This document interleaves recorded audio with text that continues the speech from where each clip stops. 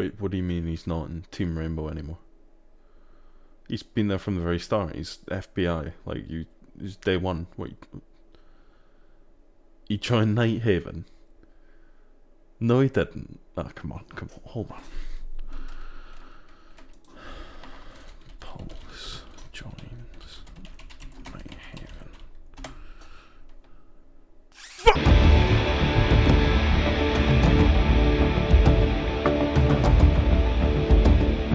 Hello everyone, Jack Estrada and Yumiko Imagawa's marriage counsellor here, and in today's video we're going to be talking about Jack Estrada, also known as Pulse. He's a 1-armor 3-speed defender and he was a member of the FBI SWAT CTU. Now he is massive traitor scum. I don't want to address this, but I have to. He is now a member of the Night Haven PMC. What a prick, eh?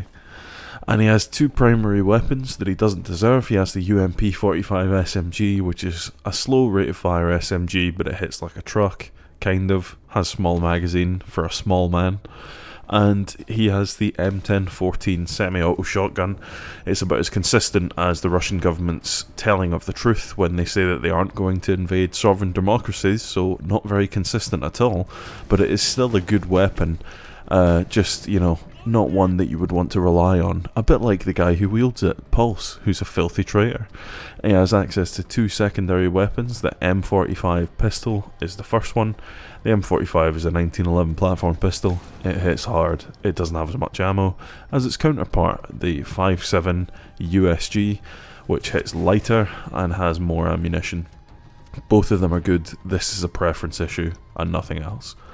He has access to two secondary gadgets, the barbed wire and nitro cell. For me, this has to be an absolute essential pick of the nitro cell.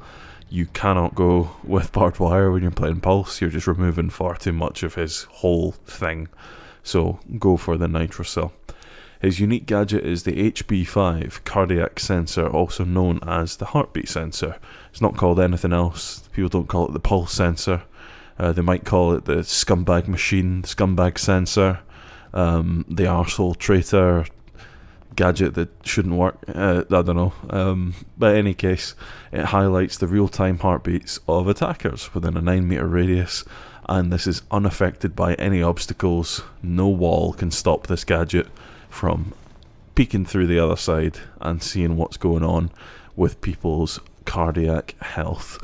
And the range extends to 14 meters whenever you're looking at an opponent who's been affected by Finka's adrenal surge. The idea being that because they've just had a shot of adrenaline directly to the heart, their heartbeat is then elevated, and so you can see it more clearly with your sensor. It also actually refreshes the ping more often than it normally would as a result of this. His strengths: he's got consistent intel, and he's a provider of holds that are otherwise much more difficult to do alone. So by that I mean your classic sitting underneath the site at usual plant spots waiting with your cardiac sensor to blow stuff up. You can do similar holds like this with intel operators like Valkyrie, but you take a lot longer to do so, and you're also relying on a bit more perception on your part than you would if you're using Pulse, which is a lot more, you know, the guy is here, and here is where you need to aim. He benefits from Finka now having a 30% increase in her pick rate since she was buffed in Plat and above ranked. So she is getting picked a lot more. He does have a counter to her to an extent, so that's always going to be a benefit. And the other thing that is there is that his gadget is almost always useful in some sense, but this has a caveat because it links straight into his weaknesses. The gadget is rendered entirely useless upon death.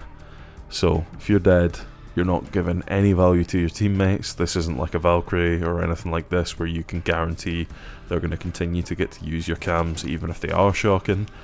You're just nothing. You are dead. Game over. Another one of his weaknesses: he has no sense of loyalty towards his teammates and his girlfriend. He has a very middling loadout. I don't really like either of the weapons. I like Castle and I like Pulse as operators. I don't really like their guns as such. The M1014 was fun back in the day, but it's been nerfed to the ground, so it's still a little bit up in the air as to how much I can really enjoy them, but you know, they could be worse. He's quite easily shut down by IQ. This is a really, really hard counter to Pulse, honestly, because she has a much more extended range of detection than he does. Therefore, she can be safe outside of the radius he has in order to shoot him in the head when he has no idea that she's there. It's a nasty matchup. He usually only has 1 or 2 chances to really impact a round, because as soon as you give away your existence, immediately that team, if they're a good team, is going to pivot to get rid of you. Now, yeah, you are wasting a lot of time by doing that, but also if you don't pull off your opportunities, it can be a little bit frustrating because you may end up having only a time impact. Time's obviously a big deal. I mean, we're not going to detract from that in any way, but you could have more of an impact if you're playing someone like Valkyrie, as I say, if you don't manage to pull these things off. And the other thing is that the nature of ceiling/floor combat can result in missed kills. It's not like you're playing a Sledge or Buck here where you're going to be dealing with clear sight lines of where the steel beams are in the ceiling of the floor. You're kind of having to guess, and one of the reasons why the shotgun was so potent with Pulse is because you would be shooting through floors and ceilings, and in doing so you had more of an opportunity to hit the target when you didn't know exactly where the reinforcements were because the shotgun pellets went through. Since the shotgun has been nerfed so much, I feel like he's lost a lot of his potency there. I really think that shotgun should be buffed. It's not on a lot of operators. I don't think it would make any of those operators too strong. This is my appeal to you, just give it a little bit of love, tighten that spread, whatever you need to do. And the last thing is that he is outshined by other intel ops when it comes to basically doing anything that's not that underfloor role. It's just one of those things. He's not particularly good as a general intel operator, or I say he's not particularly good. He can give you intel on the fly, but if you're taking any real pressure and you're needing callouts that can be made during a firefight from, let's say, someone who's died, you're just not going to get that value out of Pulse, because if he's under pressure, he's not going to be able to use his gadget effectively. So, moving on to the tips, there's really not many for Pulse. He's a very simple operator as such. A lot of this is just finesse and getting to know how the gadget works and how the timings of things like your C4 work. But tips I can offer you, if you see an operator moving consistently alongside you, just be wary, because it might be IQ. Similarly, if you hear shots impacting with any steel beams or surfaces near you that are either suppressed or unsuppressed and sound like they're coming from a small caliber weapon, you may be getting shot at by IQ, and you just don't know it because her range on her RED is longer than the range that you have on your cardiac sensor. So she can be outside of your radius, shooting at you with clear vision of where you are whilst you have your gadget up, and you'll have no idea. So if you hear that, just accept the fact that you can't use your gadget safely until she's dead, and that's just the way it's got to be. She will outshoot you in that scenario. When you're watching for plant coverage, you want to look out for one op moving kind of shallowly into the site and then stopping. And if you want to confirm that they're the one that's planting, look out for the other people around them and see if those other people are moving deeper into the site. 9 times out of 10, the one who's stopping closer to the entry point is the one who's getting the diffuser down, because they're trying to do it as quickly as possible and also put it in a position where it can be watched externally from a safer position for the attackers. Those other people that walk past, they're going to be the ones trying to take space, hold angles, protect the guy who's planting the diffuser. So that's the way you know that you can commit to that particular C4. And when those things do come along, when those moments to deny a plant do arrive, don't hesitate, because the last thing you want is for you to set off the nitro and for them to have just finished the plant, in which case the whole point of you denying them and putting the pressure on, where you then have a massive hole in the floor looking straight up at the diffuser where you can contest with your weapon safely, or come back up and contest on the horizontal. The whole point of that is that you stop the defuse from happening in the first place, and so if you're not able to deny that, you lose a ton of value and you're on the back foot because the timer is now working in the favour of the enemy team. So just get it done quickly. You don't have a lot of time to remember. You have to drop your gadget and then throw out the nitro cell and then wait for the detonation to occur as well. There's a lot of stuff over a period of time that is not that substantial once they start getting the diffuse down. So just watch for those things.